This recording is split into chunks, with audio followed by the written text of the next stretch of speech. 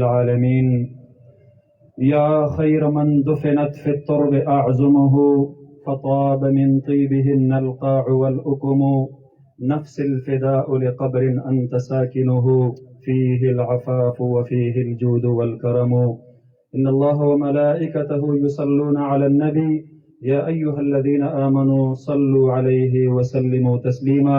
درود شريف وشوق محبت سرور اللهم صل على سيدنا محمد وعلى آل سيدنا محمد وبارك وسلم وصل عليه.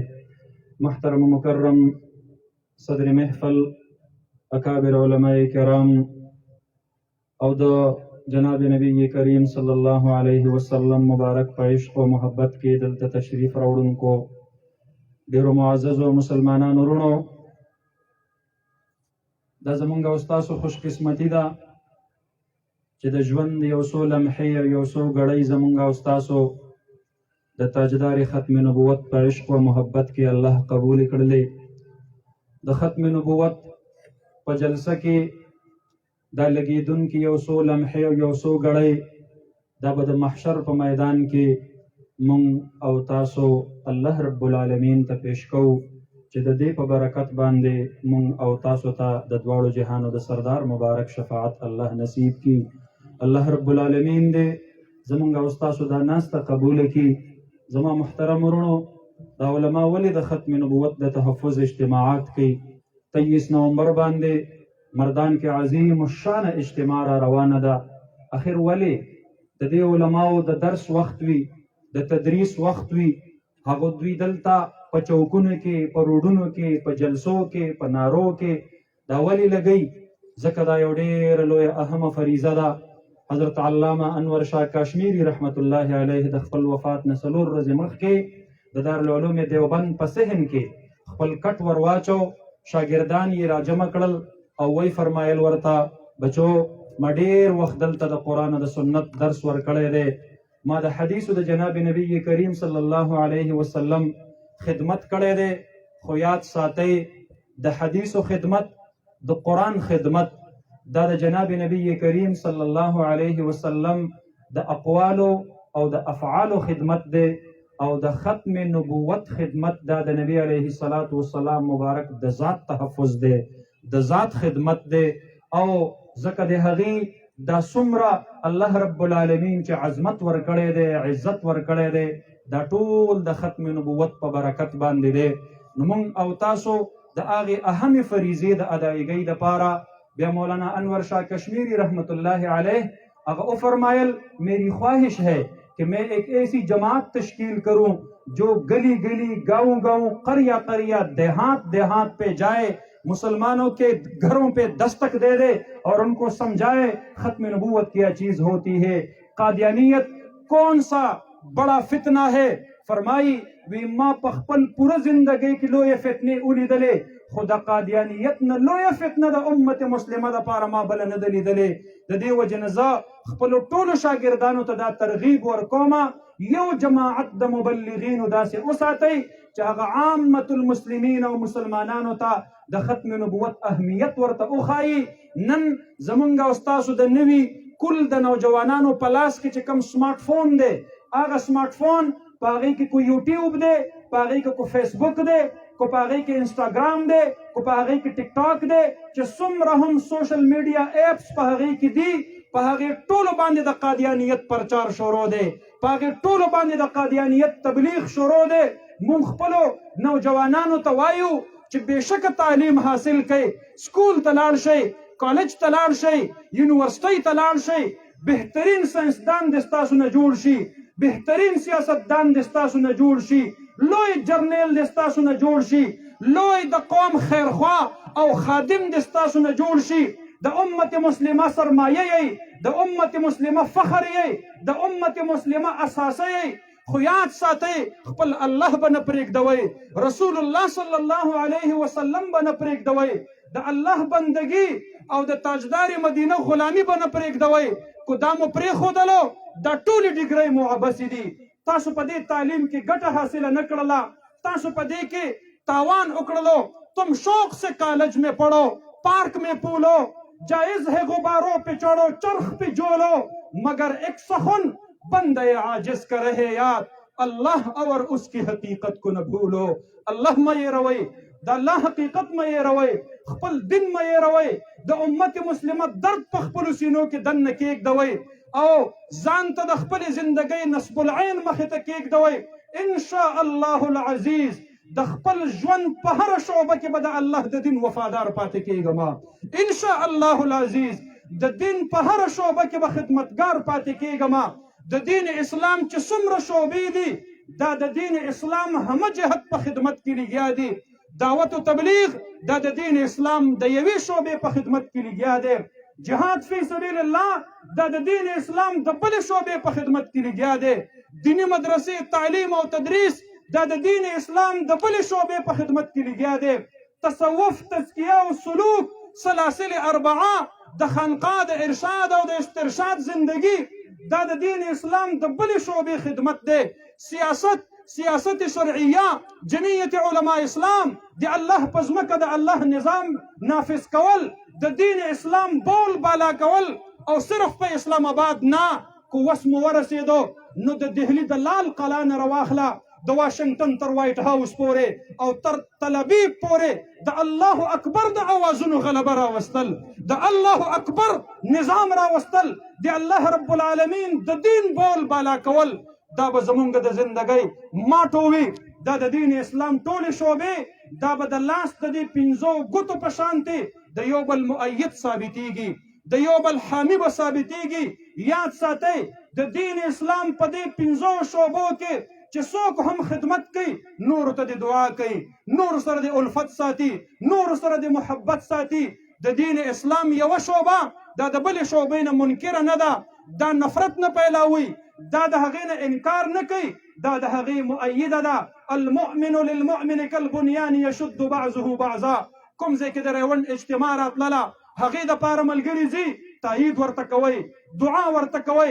کله د جهاد وخت راځي د حماس د مجاهدینو نه راواخله د امارت اسلامي افغانستان تر مجاهدینو پورې، د کشمیر تر مجاهدینو پورې د ځمکې د کره ارض په یو یو ټوکړه او ګوشه باندې سبیلنا سبیلنا الجهاد الجهاد نارې لګونکو سره خپل تایید شاملوئ، خپل حمایت ورسره شاملوئ. دا د الله د دین زمري دي، دا د الله د دین سپایان دي. هر ځای کې چې وي شاد دی وي، آباد دی وي، زنده باد دی وي، مسلمان به حمایت کوي، مسلمان به چرته د هغې مخالفت نه کوي. جمعیت علماء اسلام سره خپل تایید ورکوئ. یاد ساتئ زما محترم ورونو، نن چې موږ او تاسو ګیلمن یو چې فلسطین کې اور بل دی او مسلمان ملکونه خاموش ناست دي. ارض الحرمین چې د ټول امت اسلام زړه دی. زه ډېر په افسوس سره دا وایم نن هلته یوه هفته وشوله موسم الریاض سیزن په نوم باندې هلته میوزیکل فیسټیول روان دی. ارض الحرمین باندې د یورپ ډانسرانې ډانسونه کوي او په نږدې فلسطین کې بیت المقدس جاړي، مسجد اقصی جاړي، د هغې منارې د یو مسلمان د ضمیر په دروازه باندې دستک ورکوي. ما نه پېژنې زه مسجد اقصی یم، ستاسو رحمت للعالمین زما غېږې له راغلی و، دلته یې مونځ کړی و، دلته خپل مبارک براق تړلی و.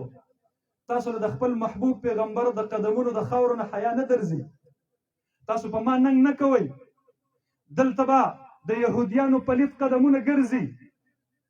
نن د فلسطین یوه ګټه جاړي د امت مسلمه د وینو نه رنګ ده.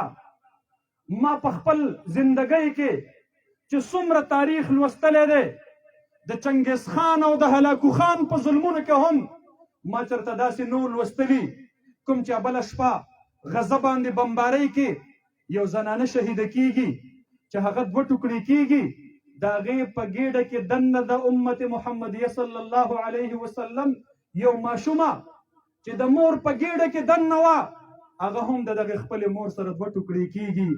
والله العظیم دغه ټوکړې د دې امت دا بچي دا به د محشر په میدان کې د الله رب العالمین په حضور کې د دې مسلمانانو په ګریوانونو کې لاس ورچوي.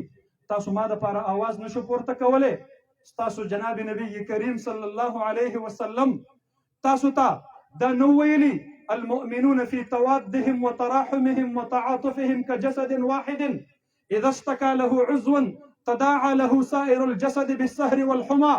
چې د انسان د وجود په یو اندام باندې تکلیف وي شوګیره په ټول جسم باندې تیریږي. نن کوم مسلمان شوګیره تیره کړله؟ نن د چا خوب وتښتېدلو چې د غزې او د فلسطین او د بیت المقدس په تکلیف باندې دردمن شو؟ نن د چا د سترګو اوښکه وبهېدله؟ نن څوک الله رب العالمین ته د خپل قسم پرسۍ او د خپل عاجزۍ هغه اظهار چا وکړلو؟ کوم مسلمان وکړلو؟ زما محترم ورونو، نن د فلسطین مټی بر مجاهدین هغه راوتلي دي او د اسرائیلو مخې ته د صد سکندري غوندې ولاړ دي. سلام پیش کوم ابو عبیده ته، د مجاهدین حماس کمانډر ته، د امت مسلمه ټول فوجي جرنیلان ستا نه لوګې شه، ستا د خپو د قدمونو د خاورو برابر نه دي. ابو عبیده تا چې کوم جهاد شروع کړی دی د فلسطین او د بیت المقدس ته تحفظ دپاره، ان شاء الله العزیز رب ذوالجلال ډیر قوي دی. تا سره دنیا مرسته پرېښودله، اسرائیلو سره امریکې ملګرتیا شروع کړله، ته تنې تنها پاتې شولې، ته یوازې نه یې. حسبنا الله ونعم الوکیل. الله رب العالمین زمونږ دپاره کافی او شافی دی. نعم المولا و نعم النصیر. د اسرائیلي انټیلیجنس د هغې سابق چیف بله ورځ خپل یو بیان ورکړی دی او ویلی دي چې دا په کومې طریقه باندې مجاهدین حماس مونږ ته شکست راکوي او را روان دي. زمونږ 33 میرکافا ټینکونه دي اړاو کړل. د یو میرکافا ټینک قیمت 170 میلیون ډالر دی او دای وی مونږ چې کله دا ټینک جوړاو مونږ د دنیا ټول ټینک شکن میزایل په د ازمیلي دي، په ده کې مونږ داسې فولاد لګولی دي، ده کې مونږ داسې سیسټم لګولی دی چې ده ته لا هغه ټینک شکن میزایل نږدې شوی نه چې د هغه اړاو کړی وي. عجیب خبره ده، دوی خو په ساده RPG-7 باندې او په ساده راکټونو باندې زمونږ فولادي ټینکونه ریزه ریزه کړل. ویل دا د RPG-7 کمال نه دی، دا د راکټ کمال نه دی، یو غیبي قوت دی او داسې معلومیږي چې رب موسی و هارون هغه زمونږ نه خفه دی او د امت محمدي سره ملګری شوی دی. دا د هغه الفاظ دي. تکبیر، نعرې تکبیر، سبیلنا سبیلنا سبیلنا سبیلنا طریقنا طریقنا. هغه وایي دا زما الفاظ نه دي، دا د هغې یهودي صهیوني اسرائیلي الفاظ دي. وی غیبي فرشتې د حماس د مجاهدینو سره ملګرتیا کوي. زمونږ ټینک دا د RPG-7 د ویشتلو نه دی، دا په دې ریزه ریزه نه کېږي. ما ورته وی دا د الله اکبر د تکبیرونو غږ دی، د کومې مخې ته چې نه فولاد ټینګېږي نه اوسپنه ټینګېږي، د الله د ضرب مخې ته د الله اکبر د تکبیر د نارې مخې ته لوی محلات او ماڼۍ نه ټینګېږي. اسرائیل تاسو خو یوازې یې یا در سره امریکا ده، 34 ملکونه افغانستان کې راغلي وو او په دغه الله اکبر باندې ورته شکست میلاو شوی دی، شکست خورده تللی دي.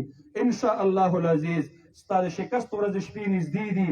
زه نه وایم، هغه اسرائیلي سابق انټیلیجنس چیف وایي وی داسې راته معلومیږي لکه چې اسرائیل د صفحه هستۍ نه میټاوېدو طرف ته روان دي. ای د امت مسلمه حاکمانو، الله به د فلسطین تحفظ کوي، الله به د مسجد اقصا حفاظت کوي، الله به د بیت المقدس حفاظت کوي، د کعبۃ الله حفاظت الله په ابابیلو نه وکړی نو د دې قبله اول حفاظت به الله په غیبي قوتونو باندې نه کوي، خامخا به کوي. خدا الله رب العالمین ستاسو امتحان اخلي. مسلمانانو کې جذبه جهاد ورکه شوې ده. زما محترم ورونو، په میدان حشر کې چې د فلسطین او د غزې دا واړه واړه ماشومان بچي د رسول الله مبارک مخې ته ژاړي او فریاد کوي، یوازې د مسلمانانو حاکمانو نه به ګیله نه کوي، ځکه حاکمان مونږ او تاسو د حکومت کرسۍ ته رسو، دا به زمونږ نه هم ګیله کوي، دې کې مونږ او تاسو هم قصوروار یو. ان شاء الله العزیز په دین مین خلق به مونږ او تاسو خپل حاکمان جوړو ان شاء الله العزیز.